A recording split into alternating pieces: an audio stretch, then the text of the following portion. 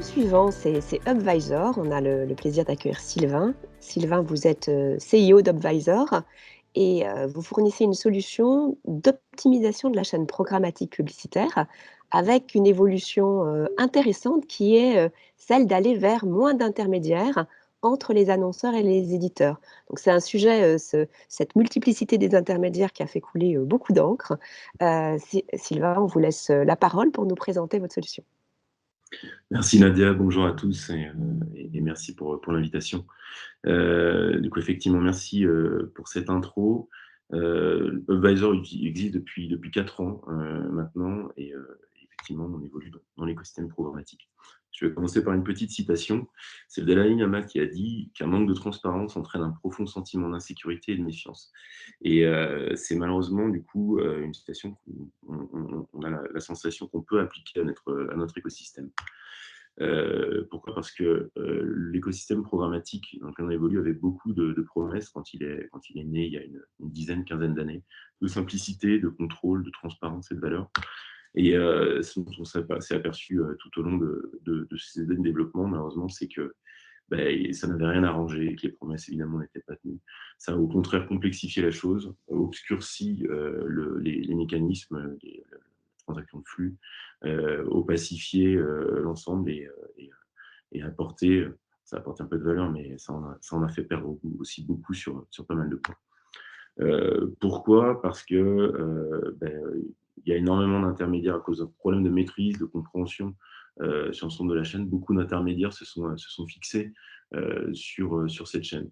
Quand je parle d'intermédiaires, faut le définir un petit peu, je parle d'acteurs qui vont avoir une capacité d'interrompre un flux, de le transformer sans que les extrémités de la chaîne puissent le voir. Donc un intermédiaire technologique et avec une plateforme qui permet de modifier ce flux et des intermédiaires entités commerciales.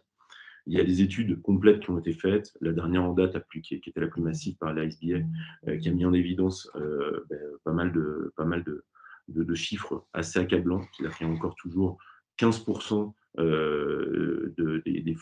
des budgets qui s'évaporent sans explication. Personne n'est capable d'attribuer du coup la chose. Des frais d'intermédiaire du coup, qui sont estimés à 60-70%. Des routes d'accès entre l'audience et les campagnes publicitaires, donc les plateformes d'achat des annonceurs qui sont démultipliées, hein, 277 en moyenne peuvent être utilisées pour proposer exactement la même impression à un annonceur. Et au final, avec tous ces intermédiaires, un des gros problèmes d'efficacité. Seulement 40% des inventaires qui sont envoyés sur toutes ces routes sont exploitables aujourd'hui en termes de qualification et d'identification. L'ambition de Visor, c'est de pouvoir retrouver du coup les promesses initiales programmatiques. Donc on a essayé de construire du coup ce qu'on appelle un circuit court sur l'écosystème. Avant ça, je rappelle rapidement du coup quel est le premier produit qu'on fournit sur le marché. C'est un produit à destination des éditeurs. On a développé une sorte de système d'orchestration qui va permettre à un éditeur d'articuler et de gérer toutes les sources de demande auxquelles il peut avoir accès via différentes mécaniques pour rendre le tout des plus profitables avec un système de compétition qui est en permanence équitable, efficace et surtout transparent. La particularité, c'est que toute l'orchestration qu'on fait de toutes les sources de demande se passe en permanence depuis le device utilisateur. Il n'y a pas de plateforme, pas de serveur distant, tiers, qui va faire toute cette orchestration, ou même arbitrage, on pourrait dire.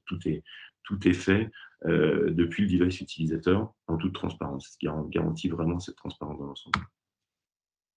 Et donc, aujourd'hui, si je dois schématiser la chaîne publicitaire entre un annonceur et un éditeur, pour accéder aux inventaires éditeurs, en général, ce qui se passe, sans que tout le monde s'en aperçoive, l'annonceur et l'acheteur mandaté va emprunter ce qu'on appelle des voies longues, des routes qui sont extrêmement intermédiaires.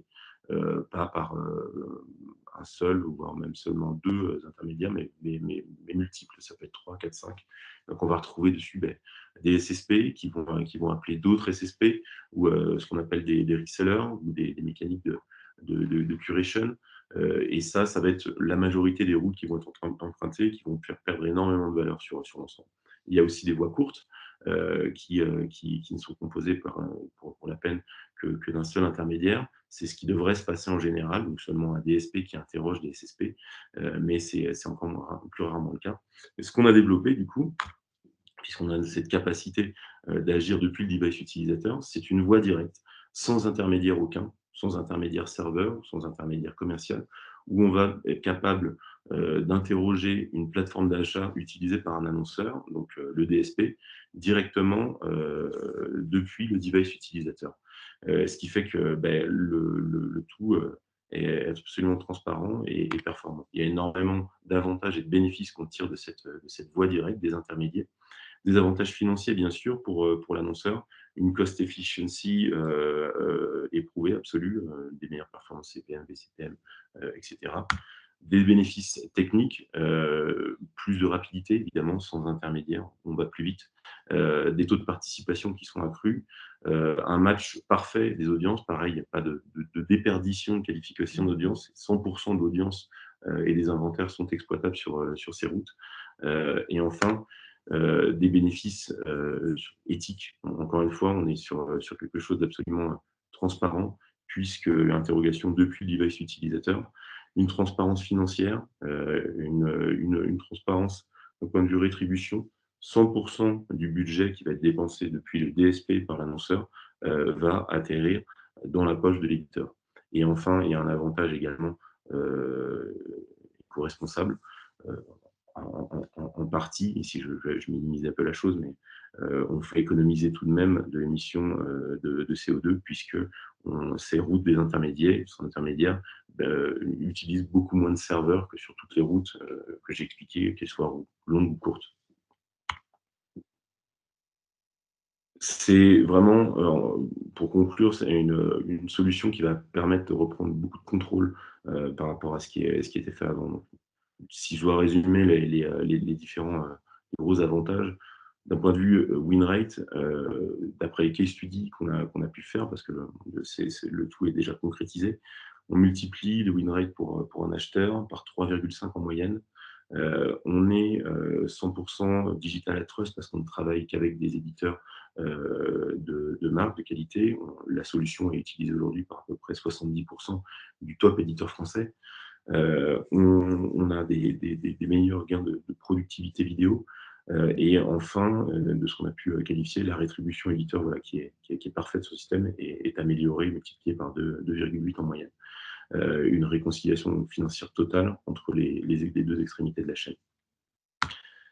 Voilà. Merci pour le temps accordé. Merci, merci Sylvain. Alors, quelques questions et notamment, une sur votre business model. On comprend bien le concept du circuit court programmatique, hein, avec la suppression d'un certain nombre d'intermédiaires non essentiels. Mais votre business model à vous, comment est-ce qu'il est structuré? Où est-ce que vous vous rémunérez dans cette chaîne? Alors, merci pour la question. C'est effectivement très important pour garantir la confiance, la transparence et la neutralité sur l'ensemble.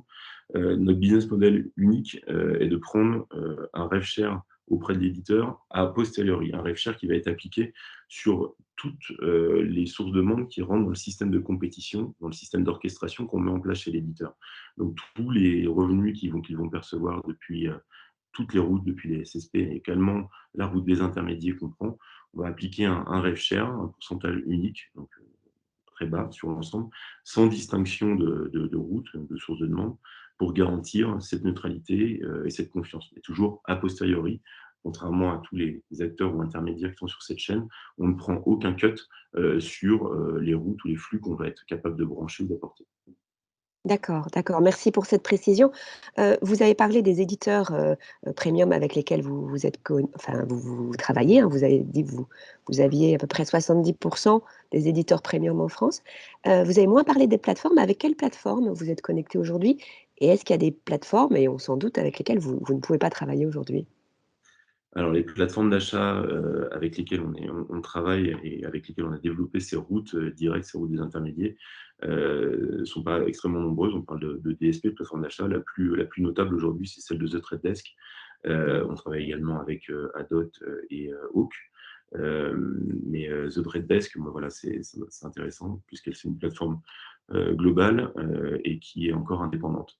Et donc, par la même occasion, les acteurs avec lesquels on ne peut pas travailler évidemment, ce sont les acteurs qui sont présents sur toute la chaîne ou des 2 côtés, et qui sont en général les GAFA. Donc typiquement, on ne va pas pouvoir travailler avec un Google, ça va être compliqué après aussi, pas GAFA, mais tout compliqué aussi GAFA maintenant puisque c'est Microsoft, de travailler avec un Xandr. Voilà précisément, l'état des lieux. D'accord. Alors on comprend bien que, du coup, pour des annonceurs qui ont internalisé, leur solution d'achat programmatique, bah, là, vous pouvez directement être en contact avec eux. La majorité des annonceurs travaillent avec des agences médias externes qui, pour beaucoup, ont aussi leur solution de trading desk ou de